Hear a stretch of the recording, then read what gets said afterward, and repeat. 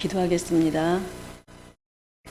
우리의 선한 목자가 되시는 하나님 아버지, 거룩하고 복된 주의 날에 주님 앞에 나와 귀한 오후 시간에 한 마음으로 예배하게 하시니 감사합니다. 언제 어디서나 늘 우리 곁에 계시는 영원하신 하나님 아버지를 찬양합니다. 지난 한 주간도 주님보다는 세상 쪽으로 더 많이 기울어 사느라 알게 모르게 지은 죄들이 많았음을 이 시간 고백합니다. 저희들의 어리석음을 불쌍히 여기시고 용서해 주시옵소서. 우리에게 주님의 겸손을 본받게 하여 주시옵소서. 우리가 교만하여 주님의 이름을 더럽히지 않았는지 우리가 주님의 겸손을 본받기를 원합니다. 믿음으로 주님을 기다리게 하시고 소망으로 주님을 바라보게 하여 주시옵소서. 성탄절이 얼마 남지 않았습니다. 우리를 구원하기 위하여 낡고 허름한 말귀에 오신 주님을 늘 가슴에 품고 우리가 이웃을 위하여 진정한 주님의 사랑을 베풀 수 있는 우리가 되게 하여 주시옵소서. 겨울이 되면 더욱 추워하는 이웃들이 많이 있습니다. 따뜻한 겨울을 보낼 수 있도록 사랑과 온정의 손길이 넘쳐나게 하여 주시옵소서. 우리는 성탄절의 의미를 분명히 기억하고 예수님의 탄생을 기쁨으로 준비하며 예배하는 복된 시간이 되게 하여 주시옵소서. 성탄절을 준비하는 기간마다 주님을 사랑하는 마음으로 준비하게 하여 주시옵소서. 이 시간 귀한 말씀으로 우리를 위하여 준비하신 목사님에게도 큰 은혜를 함께하여 주시옵소서. 예수 그리스도의 이름으로 기도드립니다. 아멘.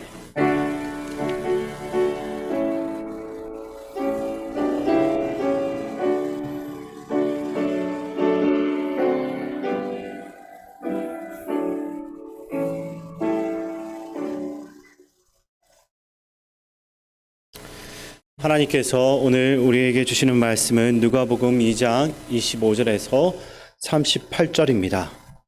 신약 성경 89쪽입니다. 누가복음 2장 25절에서 38절을 교독하시겠습니다.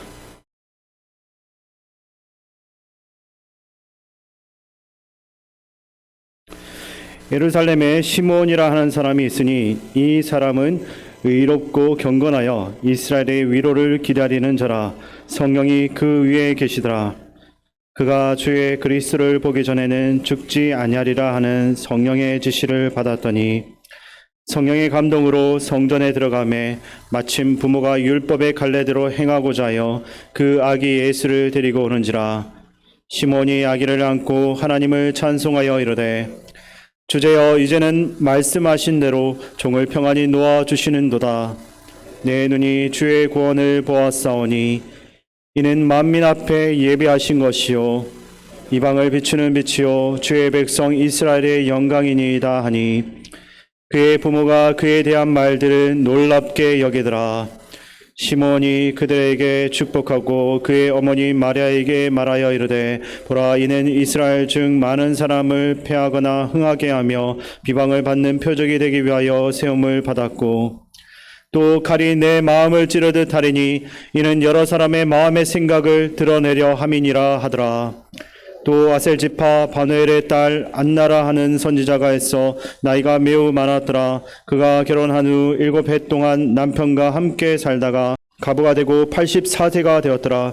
이 사람이 성전을 떠나지 아니하고 주야로 금식하며 기도함으로 섬기더니 마침 이때에 나와서 하나님께 감사하고 예루살렘의 속량을 바라는 모든 사람에게 그에 대하여 말하니라. 아멘. 이 시간 우리 서로를 보면서 인사 나누겠습니다. 반갑습니다. 잘 오셨습니다. 또 교회 표어로 인사하겠습니다. 우리는 함께 웃고 함께 우는 성령 공동체입니다. 한 번만 더 인사하겠습니다. 제 옆에 앉아주셔서 감사합니다. 얼마 전에 뉴스에서 아주 흥미로운 보도를 본 적이 있습니다. 중국 내몽골 자치구의 한 목장에서 수백 마리의 양들이 다 같이 원을 그리며 빙빙 돌고 있는 기사였습니다.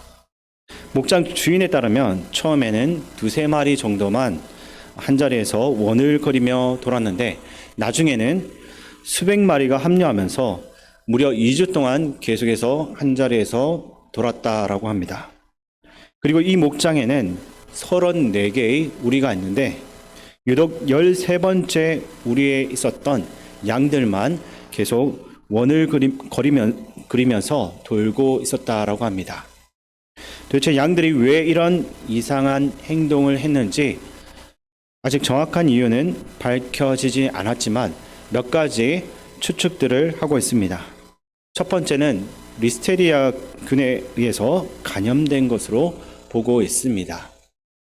리스테리아균은 주로 오염된 사료에 의해서 감염이 되는데 이것에 감염이 되면 양이나 소는 방향 감각을 잃어버리게 되고 계속해서 한 자리에서 도는 선의 운동 증상을 보인다라고 합니다.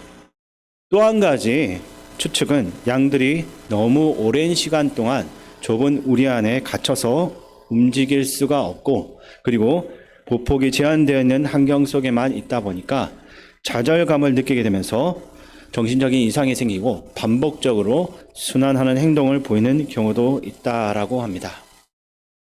이러한 의견들은 모두 추측일 뿐이고 아직 명확한 원인 규명은 이루어지지 않았습니다. 하지만 균에 의한 감염이나 열악한 환경 때문이든지 간에 양의 뇌 기능이 망가져서 방향 감각도 잃어버리고 사물과 상황을 제대로 분별할 수 없는 상태가 된 것은 분명해 보입니다. 그리고 이전에 미국의 한 바닷가에서 수많은 돌고래떼가 집단으로 폐사한 사건이 있었습니다. 학자들을 비롯해 수많은 사람들은 왜 이 돌고래떼들이 주로 그들이 서식하고 했던 깊은 물에서 이탈해 이렇게 얕은 물가, 그 돌고래들이 살기 어려운 이 얕은 물가로 헤엄쳐 와서 죽게 되었는지 그 원인을 찾기 시작했습니다. 조사를 하면서 발견을 했던 사실은 그들이 그 해변으로 몰려왔던 이유는 기생충 때문이었다라고 합니다. 돌고래는 음파를 이용해서 물의 깊이를 측정하는데 그 기능이 귀에 있습니다. 근데 돌고래의 귀 속에 기생충이 생기면서 거리를 측정할 수 있는 기능이 마비되었고 결국 자기들이 살기 어려운 해변에까지 와서 죽게 되었다라는 것입니다. 근데 이와 같은 일들은 동물들뿐만 아니라 우리 사람들에게서도 나타날 수 있다라는 것을 우리가 한번 주의 깊게 생각을 해 보아야 합니다. 우리 삶 속에서도 우리의 분별력을 망가뜨리는 것들이 작동을 해서 유익이 되는 것과 해가 되는 것을 구별하지 못하도록 만들 수가 있습니다. 그런 상태 안에서는 잘못된 길, 심지어는 죽음의 길로 갈 수가 있는 것입니다. 우리가 이 세상에서 살아갈 때 우리의 생명과 구원을 위해 반드시 필요한 진리가 무엇입니까? 바로 예수님이 구원자이시고 예수님이 주님이시다라는 진리인 것입니다. 이 진리를 믿는 사람이 하나님의 자녀가 되고 구원을 받는 것입니다. 이것이 우리에게 생명을 보장해 주는 것입니다. 하지만 돌고래 속의 기생충처럼 우리의 생각과 마음 속에 제 본성들과 잘못된 가치관들이 작동하면 참 진리이신 예수님을 분별하지 못하게 만들고 죽음의 길 위에서 인생을 끝내버리게 만들어버리는 것입니다. 요즘 시대는 어둡고 삶이 각박하고 두려운 일들이 많이 벌어지고 있습니다. 이러한 때일수록 우리가 정신을 똑바로 차리고 허려진 우리의 신앙의 인식과 자세들을 분명히 세워나가야 할 것입니다. 그렇지 않으면 우리가 진리를 분별하지 못하고 잘못된 세상의 길을 쫓아다닐 수밖에 없는 것입니다. 진리를 진리로 알아볼 줄 아는 눈, 예수님만을 믿고 따라가는 삶, 이러한 결단들을 새롭게 하면서 나가는 우리 모두가 되기를 바랍니다. 이번 주일도 이미 오신 예수님을 축하하고 또다시 오실 예수님을 기다리는 절기를 우리가 보내고 있습니다. 이 시간에 우리가 세상의 분위기에 휩쓸리지 않고 하나님의 뜻 안에서 살아갈 수 있어야 하는 것입니다. 이 기다림의 절기를 잘 보내기 위해서는 이 땅 위에서 예수님을 제대로 알아보고 경배했던 사람들의 이야기를 다시 한 번 더 살펴보고 묵상하는 것이 필요합니다. 그래서 오늘은 2000년 전 마국간에서 평범한 목소의 가정에 태어난 아기를 세상을 구원할 메시아로 알아본 사람들의 이야기를 나눠보려고 합니다. 사실 예수님께서 처음으로 세상에 오셨을 때 많은 이스라엘 사람들은 하나님이 보내실 구원자, 히브리 말로 메시아를 기다리고 있었습니다. 그들은 메시아가 오셔서 부패한 세상의 권력을 몰아내고 로마를 물리쳐 유대 민족을 해방시켜 행복하게 만들어 줄 것을 기대하며 그러한 메시아가 오기를 기다렸습니다. 그러나 하나님께서 보내시는 메시아는 그들이 상상하고 기대했던 분은 아니었습니다. 예수님은 성경에 한 번도 언급된 적이 없는 지명인 나사렛이라는 동네의 한 젊은 부부 마리아와 요셉을 통해서 오셨습니다. 요셉이 다윗의 혈통이긴 했지만 그는 시골 작은 마을의 목수에 불과했습니다. 화려한 궁전에서 왕자로 태어난 것도 아니고 유력한 귀족 집안에서 태어난 것도 아닙니다. 정말 가난해서 마국간의 가축들 사이에서 태어나 말 위에 누워야만 했던 아기였습니다. 과연 도대체 누가 이 아기를 보고서 하나님이 보내신 메시아라고 생각할 수가 있었겠습니까? 당시에 정말 많은 이스라엘 사람들이 간절하게 메시아를 기다렸지만 정작 진짜 메시아가 왔을 때는 동방 박사들과 들판의 목자들 몇 사람 말고는 아무도 그분이 하나님이 보내신 메시아인 것을 깨닫지 못했습니다. 근데 오늘 본문에서는 이제 동방 박사들과 목자들 말고 아기 예수님을 메시아로서 알아본 또 다른 사람들이 등장하는데 그들은 바로 시므온과 안나입니다. 예수님이 태어나시고 얼마의 시간이 지난 이후에 마리아와 요셉은 산모를 위한 정결 예식과 첫 번째 아들을 하나님께 올려드리는 예식을 드려야만 했습니다. 그래서 그들은 아기 예수님과 함께 성전으로 왔고 제물을 준비해서 성전에 들어가게 됩니다. 그곳에는 물론 마리아와 요셉 말고도 수많은 사람들이 각자 드려야 될 예배를 위해서 몰려와 있었습니다. 제사장들은 예배 준비를 위해서 바쁘게 오고 가고 있었고 바리새인들과 율법 학자들도 성전에 많이 있었을 것으로 생각됩니다. 근데 그 많은 사람들 중에 시므온이라는 평범한 노인이 마리아와 요셉 그리고 그들이 안고 있었던 아기를 주목하게 됩니다. 그는 이 아기가 바로 메시아, 구원자임을 알아보고 하나님을 찬양했습니다. 경건하다고 자랑하며 메시아를 기다리고 있는 수많은 사람들이 그 안에 있었지만 정작 메시아가 눈앞에 와 있어도 전혀 알아보지를 못한 것입니다. 잠시 후에 안나라는 노인도 이 아기를 보고서 메시아임을 알고서 하나님께 감사하며 찬양을 합니다. 안나는 결혼한 지 7년 만에 남편이 죽고 홀로 평생을 살다가 당시 나이가 84살이나 되었다라고 합니다. 그러니까 그녀는 이스라엘 사회에서 가장 연약하고 가난한 노인이었지만 아기 예수를 보고 그분이 어떤 분인지를 한눈에 알아본 것입니다. 근데 이 평범하고 보잘것없는 사람들이 도대체 어떻게 예수님을 알아보게 된 것입니까? 수많은 사람들이 모여있는 곳에서 마치 하늘에 조명이 내려와서 예수님을 밝혀준 것도 아닌데 어떻게 그들이 예수님을 보고서 곧바로 이 아기가 메시아임을 알아볼 수가 있었습니까? 그들은 먼저 성령님의 감동을 받은 사람들이었다라고 성경은 말하고 있습니다. 특히 시므온에 대해서 기록하고 있는 25절을 우리가 보게 되면 성령이 위에 계시더라라고 말씀합니다. 또 26절에서는 그가 주의 그리스도를 보기 전에는 죽지 아니하리라 하는 성령의 지시를 받았더라라고 말씀하고 27절에도 성령의 감동으로 성전에 들어갔다라고 말씀합니다. 이 구절들을 통해 우리는 시므온의 삶을 설명해 주는 힌트를 엿볼 수가 있습니다. 그의 평생의 삶은 성령 하나님과 동행하는 삶이었고 그의 죽음도 성령님의 계획하심에 달려 있었습니다. 삶의 작은 행동들조차도 성령 하나님의 영향을 깊게 받았기 때문에 그날도 그분의 감동을 받아서 성전으로 간 것입니다. 그는 성령님의 지시와 감동에 의해서 인생의 그 길을 걸어간 사람이었습니다. 그렇기 때문에 평범한 부부가 안고 있는 예수님을 그리스도로서 우리의 구원자로서 분별하고 알아볼 수가 있었던 것입니다. 그러면 어떻게 하면 우리도 이 시므온처럼 성령님에 의해서 감동된 사람이 될 수 있겠습니까?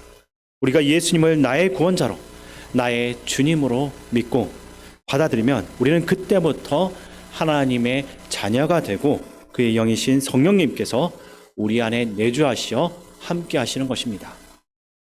그리고 우리를 하나님의 뜻으로 성령님께서는 인도하여 주시고 우리가 죄를 지을 때마다 근심하며 우리가 회개할 수 있도록 대신 기도하여 주십니다. 근데 중요한 것은 우리 안에 계신 성령님의 뜻을 존중하지 않고 내 생각과 욕심대로만 살며 순종하지 않는다면 우리는 성령님의 감동을 점점 더 느끼지 못하는 상태까지 이르게 됩니다. 그렇게 되면 우리는 진리를 분별할 수가 없게 되고 죽음의 길과 생명의 길조차 분별할 수가 없게 되는 것입니다. 그러나 시므온은 인간이 쌓은 전통이나 욕심, 제된 본성의 지시가 아니라 오직 성령 하나님의 인도하심에 마음을 열고 살고 있었습니다. 그러한 그에게 성령님의 감동이 작동하셔서 아기 예수님을 하나님의 메시아로 하나님 보내신 그 메시아로서 분별할 수 있게 된 것입니다. 우리 안에 하나님이 기뻐하시지 않는 모든 제약된 것들, 성령님이 지시하시는 것과는 반대 방향으로 가게 만드는 것들이 어떠한 것들인지 이 시간 한번 생각해보고 묵상해볼 그 길에서 돌이킬 수 있기를 바랍니다. 우리 안에 거하시는 성령님을 근심하게 하고 성령님을 소멸하게 하는 나의 죄악의 문제에서 돌이키는 삶을 우리가 지금부터 살아야 되는 것입니다. 우리가 집에서 그릇을 사용할 때 큰 그릇과 작은 그릇, 수많은 종류의 그릇들이 있습니다. 나름대로 다 쓸모가 있고 용도가 있습니다. 어떤 그릇이든지 반드시 그 그릇만 필요한 상황이 있습니다. 그러나 수많은 그릇 중에서 결코 사용할 수 없는 그릇이 있습니다. 그것은 바로 더러워진 그릇입니다. 음식 찌꺼기가 묻어 있고 심지어 고춧가루나 기름기가 묻어 있으면 그 그릇이 아무리 금태를 두르고 수십만 원, 수백만 원짜리 비용에 나가는 그런 그릇이라도 사용할 수가 없는 것입니다. 우리 하나님도 마찬가지입니다. 하나님은 부자도 사용하시고 가난한 자도 사용하시고 많이 배운 사람, 별로 배우지 못한 사람, 심지어는 나이 든 사람도 하나님의 뜻과 목적에 맞게 사용하기를 원하십니다. 그렇지만 죄로 인해서 더러워진 그릇은 하나님의 거룩한 뜻을 위해서 결코 사용될 수가 없습니다. 우리가 죄와 욕심에 붙잡혀서 더러워진 그 삶을 돌이키면 우리 안에 성령님께서 탄식을 거두시고 드디어 우리로 인해서 기뻐하시게 될 것입니다. 그래야 우리를 인도하시는 성령님의 음성과 지시를 더 민감하게 들을 수 있게 될 것입니다. 그런 후에야 우리는 하나님의 일을 위한 귀한 그릇으로서 사용될 수 있게 되는 것입니다. 다시 오실 주님을 기다리는 우리가 살아가는 이 세상은 깊은 어두움 가운데 있습니다. 어둠이 깊게 되면 아무것도 보이지 않고 어느 방향이 내가 가야 할 길인지 분별이 되지 않습니다. 세상이 깊은 어둠 가운데 있다라는 것은 바로 그런 뜻입니다. 무엇이 선이고 악인지 또는 나를 살릴 수 있는 길인지를 구별할 수 없다라는 것입니다. 지금 시대는 믿는다는 사람들조차도 하나님의 진리를 따라서 사는 것이 아니라 자기 이익과 세상의 헛된 소식에 귀를 기울이고 그것을 따라가고 있습니다.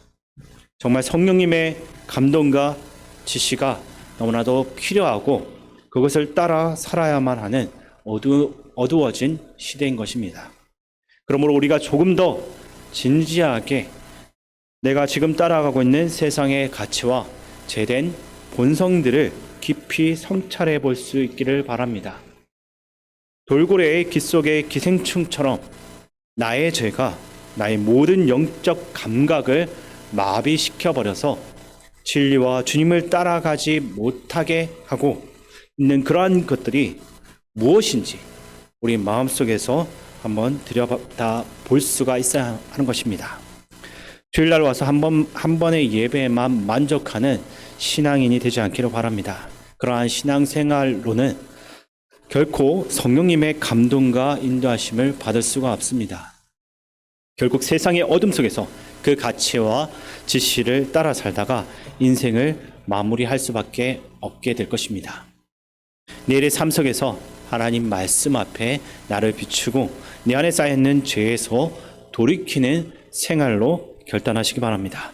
그리고 성령님의 감동을 받아서 악을 분별하고 정말 하나님이 원하시는 뜻이 무엇인지를 확인하여서 의롭고 거룩한 삶을 살다가 다시 오실 주님을 맞이할 수 있는 우리 모두의 삶이 되기를 바랍니다. 두 번째로 이 사람들은 성전을 사랑했던 사람들입니다. 시므온은 성령님의 감동으로 성전에 들어가서 예수님을 만나고 하나님을 찬양했습니다. 안나라고 하는 사람은 평생 동안 성전을 떠나지 않고 주야로 금식하며 기도함으로 섬겼다라고 되어 있습니다. 세상에서 하나님의 진리와 그분의 뜻을 분별하며 사는 사람들은 성전을 사랑하는 사람들입니다. 성전을 사랑한다라는 것은 이 성전 건물 자체만을 사랑한다라는 뜻이 아닙니다. 성전의 의미가 무엇입니까? 성전은 하나님이 임재하시는 곳. 좀 더 쉽게 말하면 성전은 하나님의 영인 성령님께서 역사하고 일하시는 그런 장소인 것입니다. 그러므로 성전을 사랑하고 성전에 거하기를 즐거워한다라는 것은 하나님이 계시고 일하시는 곳에 내가 있고 싶어하고 그 하나님의 사역에 동참하고 싶어하는 그러한 열망이 있다라는 의미인 것입니다. 그런데 하나님의 일에 참여하는 데 있어서 가장 기본이 되는 것은 바로 기도입니다. 오늘 안나의 이야기를 보면 성전을 떠나지 않고 주야로 금식하며 기도함으로 섬겼다라고 되어 있습니다. 성전을 섬겼는데 금식하며 기도함으로 섬겼다고 합니다. 하나님의 임재하심을 볼 수 있는 곳에서 내가 하나님과 함께하기를 원하고 거기에 있는 것을 즐거워하며 성전을 사랑하는 사람들의 가장 중요한 첫 번째 참여 방법은 바로 기도라는 사실을 잊지 마시기 바랍니다. 그래서 어떤 위치에서 일을 하는 것도 중요하지만 더 중요한 것은 기도함으로써 하나님의 일에 동참하는 것입니다. 시므온과 안나는 하나님께서 이 세상을 구원하시기 위해서 움직이시고 역사하시는 현장에 있기를 사모했고 그곳에서 기도하면서 드디어 그들의 눈으로서 하나님의 구원자 예수 그리스도를 본 것입니다. 하나님은 이 예배당 안에만 계시는 분이 아닙니다. 하나님은 우리의 모든 삶의 자리에 계시지 않는 곳이 없습니다. 이 예배당 안에서만 찬양하고 여기에서만 기도하고 이곳에서만 거룩한 표정으로 앉아있다라고 한다면 우리는 잘못된 신앙생활을 하고 있는 것인지도 모르겠습니다. 우리의 삶의 모든 현장은 모두 하나님이 계시며 일하시는 곳, 즉 하나님의 성전인 것입니다. 우리는 그곳에서 하나님과 함께 하나님의 일을 하는 사람들입니다. 나의 삶의 자리에 하나님의 뜻이 이루어지기를 기도하고 하나님의 다스림이 온전히 이루어지기를 구할 때 우리는 하나님의 뜻을 제대로 분별할 수 있게 되며 내 뜻이 아니라 하나님의 뜻을 따라 선택하며 살아갈 수가 있게 되는 것입니다. 성령님의 감동 없이 살게 되면 진리를 구별할 수 없고 우리를 죽이고 멸망하게 하는 세상의 미혹과 육신의 정욕과 세상이 자랑하고 기뻐하는 것들만을 부러워하면서 열심히 그런 것들만을 따라다니는 삶을 살다가 우리에게 주어진 그 사명조차 제대로 수행하지 못하고 인생을 마무리하게 되는 것입니다. 시몬과 안나가 살던 당시의 모든 사람들은 왕으로 즉위해서 군대를 일으키고 로마를 물리쳐 전쟁에 승리해서 모든 백성들에게 전리품을 나눠주는 그런 화려한 방식으로 이스라엘을 구원할 메시아만을 기대했습니다. 그러나 시몬과 안나는 메시아는 그런 분이 아니다라는 것을 분별하고 있었던 것입니다. 시몬이 아기를 안고 이런 찬양을 했습니다. 누가복음 2장 30절에서 32절을 제가 세 버전의 말씀으로 읽어드리겠습니다. 내 눈이 주님의 구원을 보았습니다. 주님께서 이것을 모든 백성 앞에 마련하셨으니 이는 이방 사람들에게는 계시하시는 빛이요 주님의 백성 이스라엘에게는 영광입니다. 아멘. 이 찬양이 무슨 뜻인가 하면 이 당시에 많은 사람들은 메시아가 이스라엘 민족을 해방시킬 분으로만 생각했습니다. 근데 지금 이 시몬은 이 아기가 바로 하나님의 구원이신데 이분은 만민을 구원하고 이방을 비추는 생명의 빛이라고 깨닫고 그렇게 하나님을 찬양하고 있었던 것입니다. 주님의 재림을 기다리고 있는 시대에 우리는 살고 있습니다. 이 세상에 처음 오셨던 예수님의 이야기를 다시 한번 묵상하면서 오늘 우리의 삶을 결단해 볼 수 있기를 바랍니다. 이 어둠의 시대, 무엇이 살리는 길인지 알 수 없는 시대, 희망조차 보이지 않는 시대 속에서 우리를 계속 어둠으로 끌고 가는 세상의 가치를 분별하고 그것을 거부하며 주 예수님만이 진리임을 선포하고 중간은 그런 믿음의 길을 걸어가는 우리 모두가 될 수 있기를 바랍니다. 성령님의 인도하심과 지도하심과 감동하심에 민감하게 반응할 수 있는 성령님의 사람들이 다 될 수 있기를 주님의 이름으로 축원드립니다. 하나님 아버지, 우리를 살리는 영원한 빛이신 예수 그리스도를 찬양합니다. 그분만이 우리의 생명이요 우리의 기쁨이며 예수님만이 우리의 평강임을 고백합니다. 이 진리에 대한 확신이 흔들리지 않도록 우리를 꼭 붙잡아 주시옵소서. 우리 안에 계속해서 쏟아져 들어오는 세상의 가치와 문화에 휩쓸리지 않고 진리의 터 위에 굳게 서서 성령님의 감동하심을 따라 행할 수 있도록 우리를 인도하여 주시옵소서. 하나님이 일하시는 곳에 나도 거기에 있겠다는 결단의 기도로 하나님의 자녀의 삶을 온전히 살 수 있도록 함께하여 주시옵소서. 예수님의 이름으로 기도하옵나이다. 아멘. 예, 교회 소식을 말씀드리겠습니다. 이제 주일로는 다음 주가 성탄절이면서 금년 2022년도 마지막 주일입니다. 24일 토요일에 우리 아동부 주간으로 또 예수님 탄생 축하하는 그런 시간이 있습니다. 우리 현재 11팀이 신청을 했는데요. 우리 성도님들도 함께 오셔서 성탄의 기쁨을 함께 나누시고 하나님께 영광 돌리는 그런 복된 시간 될 수 있기 바랍니다. 그리고 다음 주일은 성탄 축하 예배로 드리게 되고 2부 예배 중에는 우리 맹서은 그리고 조하솔 유아 세례식이고요. 우리 이영숙 권사님, 조순혜 권사님 은퇴식이 있습니다. 송구 영신 예배는 또 다음 주 토요일인데요. 토요일이기 때문에 오후 7시에 모여서 예배를 드리려고 합니다. 참고해 주시고 우리 연말 연시에 많은 또 행사들이 있고 계획이 있는데 분주하시지만 무엇보다도 주님에게서 멀어지지 않도록 그렇게 하시면 좋겠습니다. 우리 옆에 계신 분들 한번 인사하겠습니다. 은혜로 한 주간 승리하세요. 네, 아버지 하나님 감사합니다. 하나님의 도우심 가운데에 이제 1년 마무리되어 가고 있습니다. 돌아보면 여기까지 이르게 된 것 하나님의 은혜입니다. 오늘도 이른 아침부터 이 시간까지 교회와 복음을 위해서 묵묵히 섬긴 귀한 종들을 기억해 주시고 저들의 섬김이 늘 하나님의 시선 안에 있음을 알게 하시고 하나님 앞에서 맡겨진 사명 잘 감당함으로 착하고 충성된 종이라고 칭찬받는 우리 모두가 될 수 있도록 인도하여 주옵소서.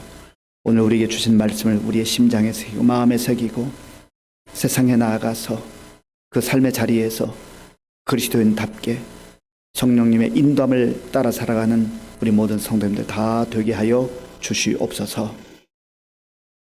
지금은 우리 주 예수 그리스도의 은혜와 우리 아버지 하나님의 크신 사랑과 성령님의 교통하심과 역사하심과 인도하심이 주님을 기다리며 성령 안에서 인도함을 따라 살기로 결단하는 모든 주의 성도들 머리 가운데 또 교회 가운데 나라와 민족 가운데 함께 하시옵기를 간절히 축원하옵나이다. 아멘.